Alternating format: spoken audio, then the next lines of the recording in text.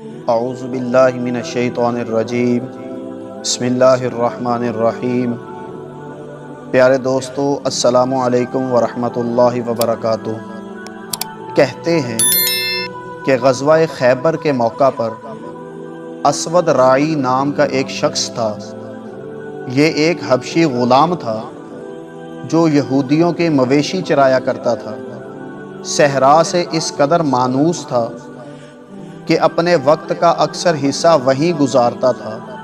ایک دن شام کو آبادی میں پلٹ کر آیا تو دیکھا کہ سارے یہودی جنگ کی تیاریوں میں مصروف ہیں۔ تلواروں پر پانی چڑھایا جا رہا ہے، نیزے اور تیروں کی نوکیں صقل کی جا رہی ہیں، جگہ جگہ سپاہیوں کی قطار کھڑی ہے۔ یہ منظر دیکھ کر اسے بڑی حیرت ہوئی۔ اس نے تعجبانہ لہجے میں دریافت کیا، یہ کس سے جنگ کی تیاری ہو رہی ہے؟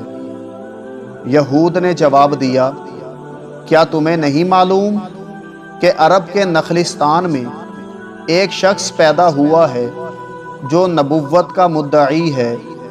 اپنے ساتھ دیوانوں کی ایک فوج لے کر وہ فلاں مقام پر ٹھہرا ہوا ہے۔ اس کے ساتھ ہم مقابلے کی تیاریاں کر رہے ہیں۔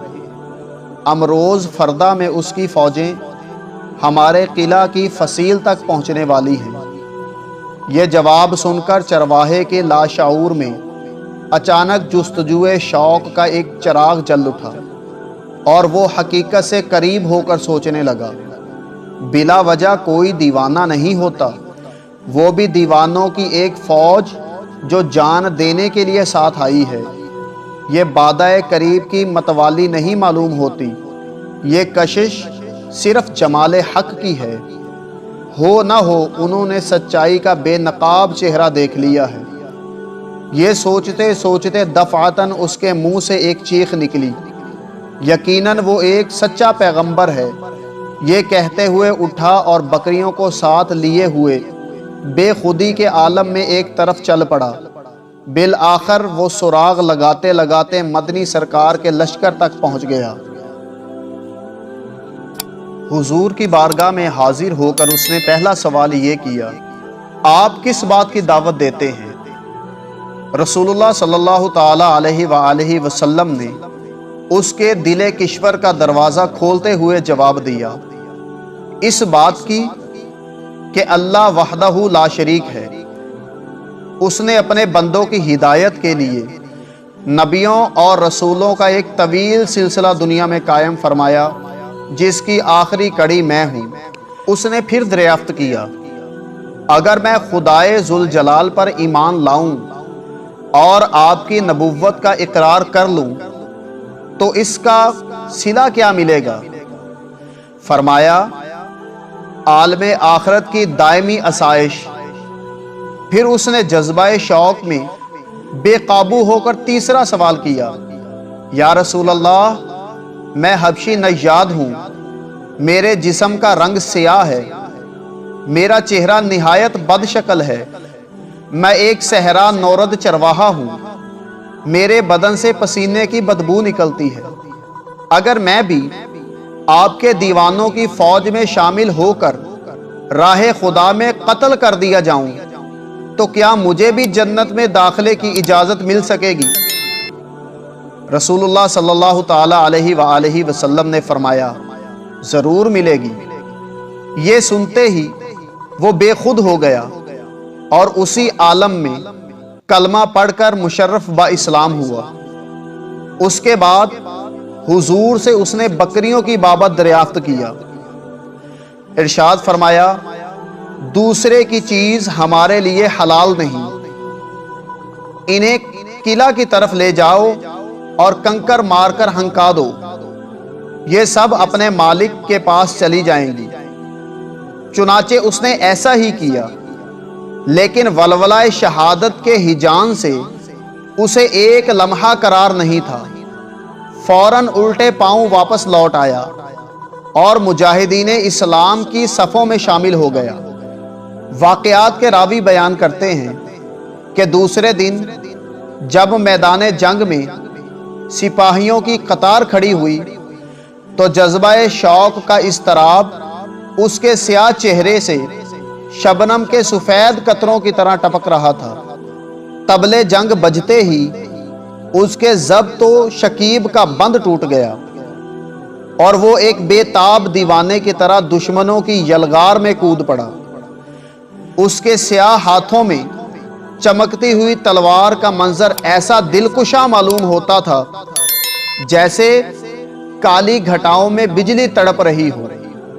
کہتے ہیں نہایت بے جگری کے ساتھ اس نے دشمن کا مقابلہ کیا۔ زخموں سے سارا جسم لہو لہان ہو گیا تھا، لیکن شوق شہادت کے نشے میں وہ دشمن کی طرف بڑھتا ہی گیا، یہاں تک کہ چاروں طرف سے اس پر تلواریں ٹوٹ پڑیں۔ اب وہ نیم جان ہو کر زمین پر تڑپ رہا تھا اور گھائل جسم میں اس کی روح مچل رہی تھی کہ اب جنت کا فاصلہ بہت قریب رہ گیا تھا۔ لڑائی ختم ہونے کے بعد جب اس کی لاش رسول اللہ صلی اللہ تعالی علیہ وآلہ وسلم کے سامنے لائی گئی تو اس کے فروز بخت انجام پر سرکار کی پلکیں بھیگ گئیں۔ فرمایا اسے جنت کی نہر حیات میں غوطہ دیا گیا، اب اس کے چہرے کی چاندنی سے فردوس کے بام و در جگمگا اٹھے ہیں۔ اس کے پسینے کی خوشبو میں حوران بہشتی اپنے آنچل بسا رہی ہیں۔ جنت کی دو حسین حوریں اسے اپنے جھرمٹ میں لیے ہوئے باغ خلد کی سیر کرا رہی ہیں۔ سبحان اللہ۔ سرکار کے اس بیان پر بہت سے صحابہ کے قلوب رشک سے مچل گئے۔ اس کی فروز بختی پر سب محو حیرت تھے کہ اس نے اسلام قبول کرنے کے بعد سوائے جہاد فی سبیل اللہ کے اور کوئی عمل خیر نہیں کیا تھا۔ اس کے نامہ عمل میں نہ ایک وقت کی نماز تھی، نہ ایک سجدہ تھا۔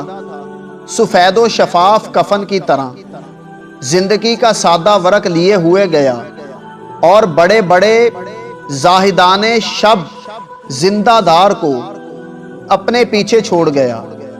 سچ کہا ہے عرفان طریقت نے کہ عشق و اخلاص کی ایک جنون انگیز ادا 1000 برس کی بے ریا عبادتوں اور حسنات کے بے شمار ذخیروں پر بھاری ہے۔